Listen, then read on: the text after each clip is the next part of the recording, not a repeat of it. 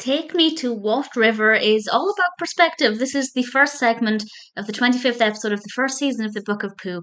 And in this one, Owl is showing Piglet and Pooh Bear a map. And this map has names of different places on it, such as Pooh Bear's house. But they notice that there's no name beside the river. And Owl actually admits that he doesn't know what it's called. And there's this whole exchange between Owl, Piglet, and Pooh Bear about how Owl can't possibly know everything, and Pooh Bear and Piglet decide to go off and find out what the river's name is, and it asks it what its name is, and all of the other characters begin to suggest what they think it should be called.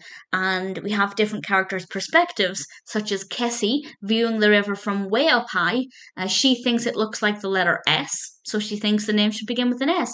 Eeyore often sleeps by the river, so he thinks it should have a name to reflect that.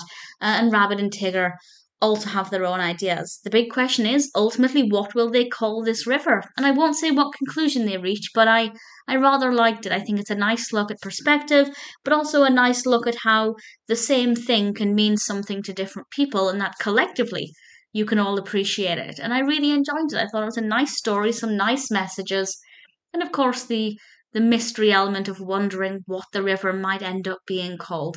I thought it was definitely something that I think a lot of young children will find fascinating, will find fun, will encourage them to think about names and perspectives, will hopefully not encourage them to spend too much time by rivers, at least unaccompanied, probably not a good idea.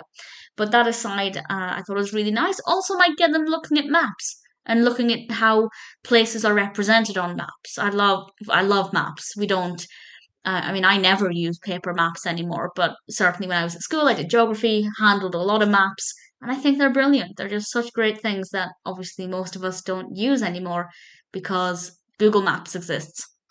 But that aside, I thought it was a pretty decent episode, not too bad at all, with some really nice messages and can encourage children to think about several different things, which is always a pretty good thing.